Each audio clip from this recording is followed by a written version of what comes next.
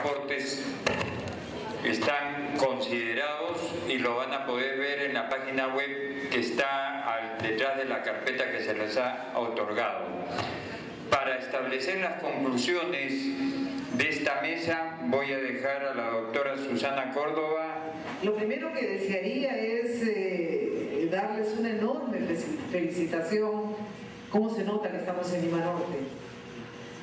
¿Cómo se nota que aquí hay una comunidad que piensa en todo?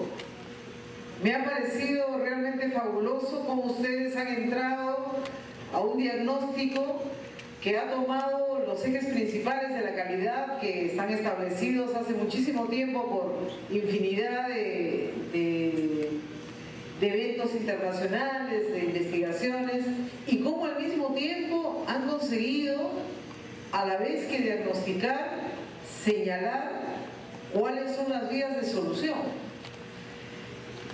Voy a intentar, en los poquitos minutos que tengo, sencillamente tratar de volver a decir, esta vez, los distintos bloques a los que ustedes se han referido. Se ha hablado de los niños, se ha hablado de los estudiantes, se ha hablado de sus necesidades básicas. Es imposible pensar la educación si es que no le ponemos rostro humano y si no nos damos cuenta que la vida de los niños es primero. Sin esa vida, eso que ustedes han referido de salud, de alimentación, de no violencia, de cuidado, indudablemente que los niños llegan, las niñas llegan disminuidos a la escuela. Y si a eso agregamos, eso que desde hace ya muchísimos años hablamos, de este campo de las necesidades básicas de aprendizaje, hacemos que los niños agreguen a una pobreza mayor. Entonces, ahí tenemos un campo fundamental y es muy importante que nos preguntemos por quienes tienen y quienes dan sentido a la educación, quienes son el centro, como tal está señalado en todas las normas, los estudiantes.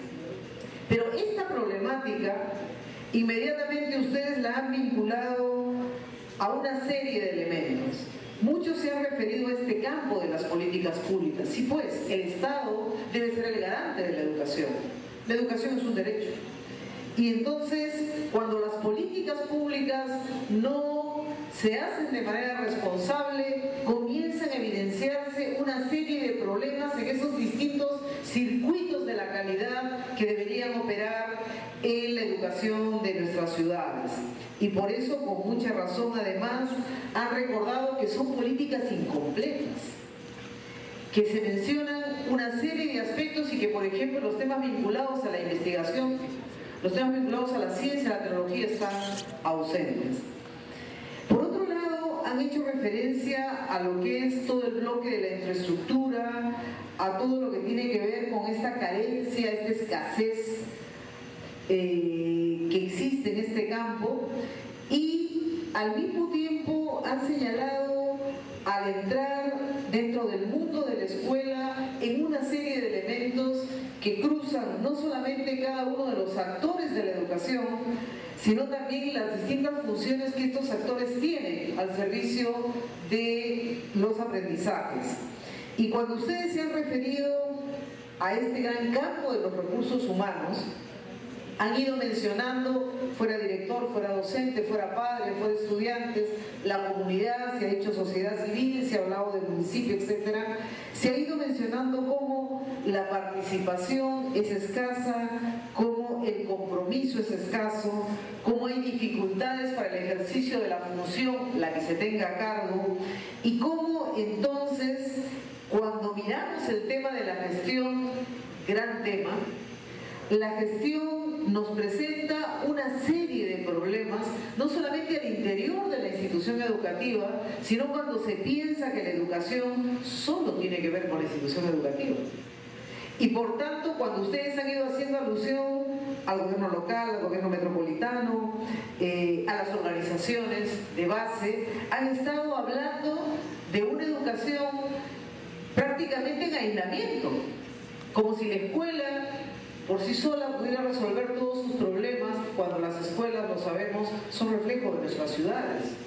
son creación nuestra también.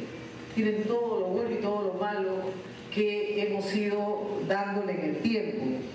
Y me parece muy importante que ustedes hayan hecho mención a otro par de aspectos que no suelen ser tan mencionados en otras zonas. Es muy importante, y eso no debe ser una moda, porque el bullying está de moda, aparentemente, con ese término. Es imposible pensar el tema de la escuela y pensar la superación de sus problemas si es que no somos capaces de diagnosticar, como bien se ha dicho, cuál es el clima institucional. El clima institucional en las instituciones, en todo el sistema, es fundamental, no solo porque somos personas, no solo porque la educación finalmente es esa posibilidad del encuentro, del espacio intercultural en el que nos reconocemos diferentes, distintos, diversos y al mismo tiempo portando con enormes potencialidades que nos enriquecen. Pero cuando ese diálogo se corta, cuando hay violencia de por medio, cuando hay autoritarismo, cuando hay maltrato, cuando hay falta de respeto, porque los maestros también son objetos de acosos y de violencia. Hay muchas maneras de evidenciar esa violencia, no solamente a veces física. Y por eso se ha hecho referencia también a una serie de problemas que están articulados a la condición docente, que si no se resuelven, indudablemente dificultarán muchísimo la solución de los problemas. Y se ha hablado de todo el campo que finalmente corresponde al quehacer del maestro. Y ese quehacer del maestro que tiene que ver con su proceso de formación, con las dificultades se ha hablado de metodología, se ha hablado de currículum, se ha hablado de falta de medios, se ha mencionado que no se termina de saber exactamente cómo es este proceso de aprendizaje, cuáles son los distintos procesos cognitivos que deberíamos tener en cuenta en esta zona, en esta parte de las Limas.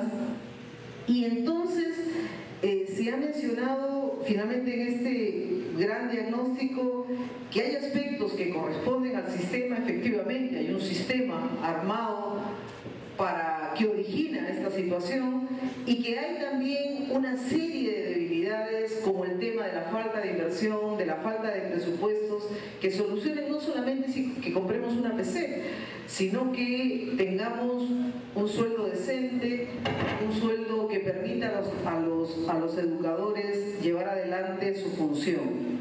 Y por otro lado, si ustedes a esta rompecabezas que he intentado armar a partir de lo que han ido señalando, ustedes lo colocan al otro lado de la pizarra y comienzan a evocar conmigo cómo a cada uno de los aspectos que he señalado se han señalado soluciones, podríamos, yo creo, decir que efectivamente esta ha sido una noche de sabiduría. Porque cuando se dice que los niños, las niñas, los estudiantes, los alumnos, las alumnas no pueden ser considerados solo como una carpeta, eso ya es agregado mío, porque al ser seres humanos, se ha dicho, obviamente sus necesidades básicas vinculadas a la salud, a la nutrición, a la alimentación, tienen que ser atendidas. Sabemos, quienes hemos estado en aula, cómo cuando se trabaja en zonas de enorme pobreza, cuesta muchísimo el poder conectar con nuestros estudiantes. Hay un campo entonces de necesidades básicas insatisfechas, pendiente de resolución y pendiente de políticas públicas que atiendan y que protejan a esa infancia que está en esta situación de marginación y de exclusión. Y hay, al mismo tiempo, se ha ido mencionando, porque creo que había no recuerdo ahora el autor, pero muchas veces, bueno, me vienen a la mente ahora varias frases diversas, pero no es solamente un tema de falta de pan, sino se ha hablado también de la cultura, se ha hablado de la identidad. Y es importante que se haya hablado de mencionar las soluciones, porque nosotros somos una unidad y no somos solamente la persona que extiende su mano para coger un pan y alimentarse. somos también parte de una ciudad, parte de una historia, tenemos una cultura, tenemos raíces, somos más de lo que somos nosotros mismos. Y esa identidad también construye ciudadanía y también renueva la educación y renueva a las personas. Y eso también entra a la escuela. Cuando el niño va a la escuela va con todo, va con su hambre, va con su historia, va con su lengua, va con la vida de su casa, va con su piel dolida o su piel feliz. Y entonces esta consideración de estos aspectos más materiales, más culturales, es muy importante para los procesos de renovación. Y para que esto que ustedes han señalado, tener políticas públicas coherentes, pertinentes a la realidad, no letra muerta, no teoría, no papel. Lima Norte necesita políticas educativas que respondan a Lima Norte.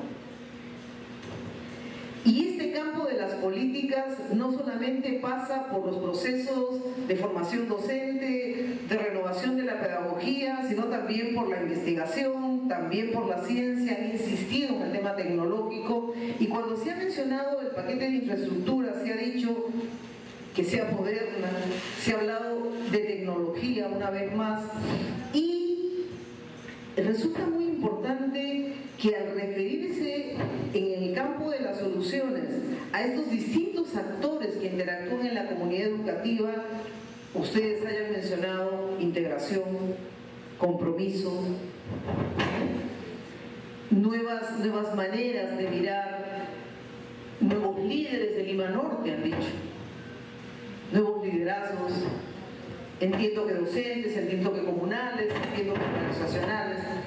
Y a la hora de mencionar las soluciones para el campo de la educación, es interesante que al hablar de la escuela o al hablar de la educación y las soluciones se hayan referido a los gobiernos locales, se hayan referido a esta responsabilidad que tienen los gobiernos para garantizar el derecho de la educación y también para hacer, dice la ley, para compensar las diferencias. Y entonces, por esa razón, han hablado de tiempo de oportunidades, de voluntad política, de posibilidades que se abren para que también los gobiernos puedan colaborar con esta renovación de la educación. Y en esto, una vez más, remitiéndose al clima y volviendo al tema de recursos humanos, hablando de buen trato, hablando de respeto, hablando de consideración. Y en el campo de los ejes más pedagógicos, insisten en la calidad de la educación, en la inclusión, en la equidad. Efectivamente, es calidad con equidad. Y entonces, por eso es muy sabia la referencia continua a que la currícula no puede sino ser pertinente. Y la pertinencia tiene que ver con que sea un currículum que sirva para algo, ¿no es cierto? Que haga sintonía con la realidad, que permita que los chicos, a la hora que van al aula de clase e interactúan con sus docentes y con sus compañeros y con el contexto que los circunda, puedan redescubrirse a sí mismos, sentir gozo, placer y felicidad cada vez que pueden ir construyendo sus aprendizajes. El tema docente, otra vez, la condición docente, las condiciones en las que labora el docente, las características que debe tener su formación continua, que es capacitación, decía, permanente, integral, que tiene que suponer monitoreo. Yo estoy convencida, los maestros no se niegan a la evaluación. Los verdaderos maestros nunca se han negado a la evaluación. Eso es falso. Eso ha sido parte de una calumnia. Una calumnia, desgraciadamente, que se ha ido extendiendo, pero que no es real. Y se ha hablado con mucha justicia de incentivos al mérito. Los buenos maestros deben ser reconocidos y son muchísimos los que existen y los que caminan por nuestras calles. Y una vez más, cuando han hablado de estos temas, se han referido al trabajo colaborativo, al trabajo corporativo, se ha dicho, a la integralidad y a la complementariedad de distintas funciones y tareas. Finalmente, yo creo que intento hacer un balance, es un poco difícil hacerlo tan rápidamente, pero yo diría que ustedes casi, bueno, ha faltado faltado lo de materiales educativos, pero casi han hecho un recorrido por estos clásicos factores de la calidad que son los que ayudarían a solucionar las cosas. Mi última palabra, colegas, dos palabras finales. La penúltima sería si podemos avanzar y podemos compartiendo y colaborando en esta reflexión en voz alta unos y otros para pensar cómo hacer que la educación mejore, para que los chicos aprendan, para que las chicas aprendan. Si tenemos ese camino que más o menos se avisora de soluciones, y si de esto venimos hablando hace ya mucho tiempo, ¿por qué parece que nada cambia? Esa es la gran pregunta que hay que hacerse en Lima Norte. ¿Cuáles tienen que ser esos factores claves? Y esa quizás sea la segunda reflexión, ya para la almohada, ya acompañados más tarde, mañana al amanecer. ¿Cuál es ese factor que tendrá que agarrarse de Lima Norte, que será el que ayude a que todo lo demás venga detrás? Cada Lima es distinta.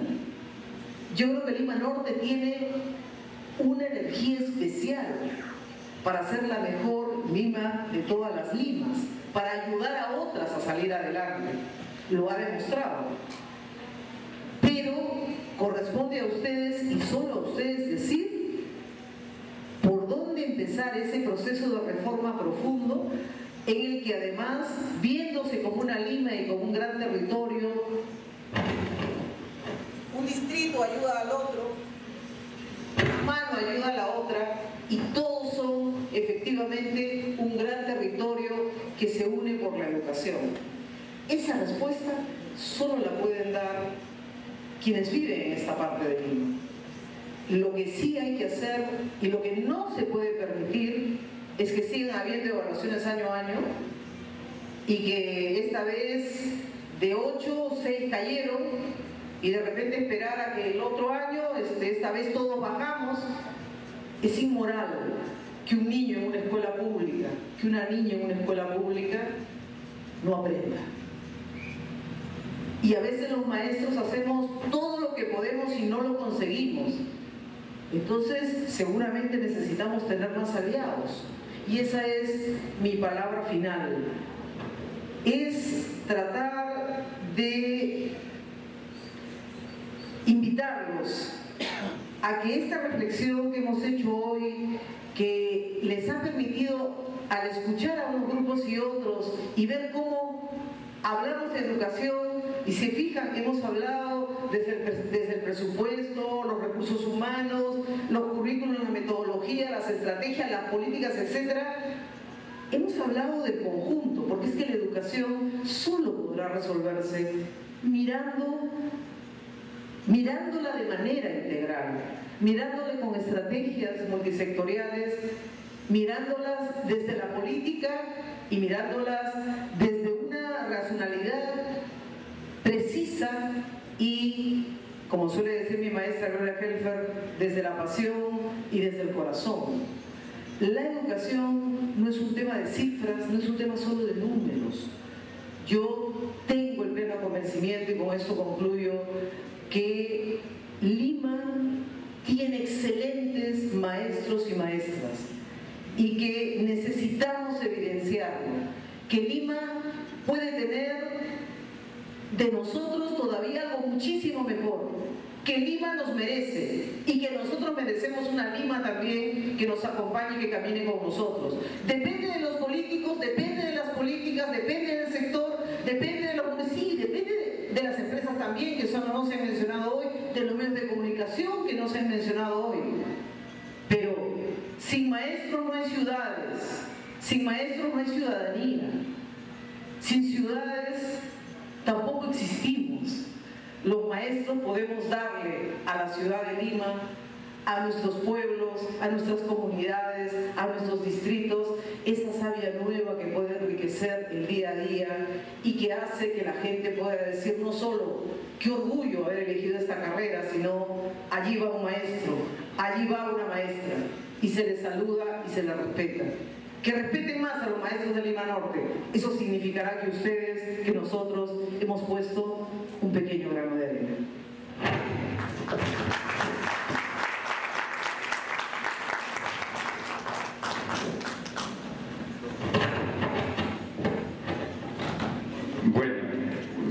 dice que después las brillantes conclusiones que nos ha hecho Susana, a él se le agotó el repertorio. Entonces, agradeciendo la hospitalidad de la Municipalidad de Comas, en la persona de su alcalde Nicolás Kusunoki, representado por el regidor Ríder Egusquiza, lo invito por favor a clausurar este evento y renovando de nuevo el agradecimiento de Susana Villarán por albergar esta mesa temática muy importante para el Plan Regidor. Muchas gracias. Realmente es un honor en esta oportunidad, luego de participar en este importantísimo foro, Mesa Educación, en el marco del Plan Regional de Desarrollo Concertado de Lima, 2012 al 2025, luego de las excelentes participaciones de nuestro distinguido investigador Mario Solesi y nuestra distinguida maestra Susana Córdoba, para quien pido fuertes palmas, por favor. Gracias. Luego de la forma magnífica como ustedes, maestros, maestras y amigos interesados en el tema tan importante de educación, luego del taller realizado, solo me queda decir gracias por contribuir con su presencia y su participación a enriquecer, a ser parte integrante esencial de este plan regional que se viene realizando actualmente en diversos distritos. Le tocó a Comas educación, próximamente le tocará cultura. Comas pues educación y cultura. Señoras y señores, a nombre de la Municipalidad Distrital de Comas, en representación del alcalde doctor Nicolás Kusunoki Fuero, les doy el agradecimiento de su participación y solo me queda decirles gracias, gracias y nuevamente gracias. Muy amable por su participación, señores. Muchas gracias, regidor. Y les recuerdo que mañana tenemos la mesa de salud en el auditorio de la Municipalidad de San Martín de Porres a las 5, igual que hoy día. Muchas gracias por su atención.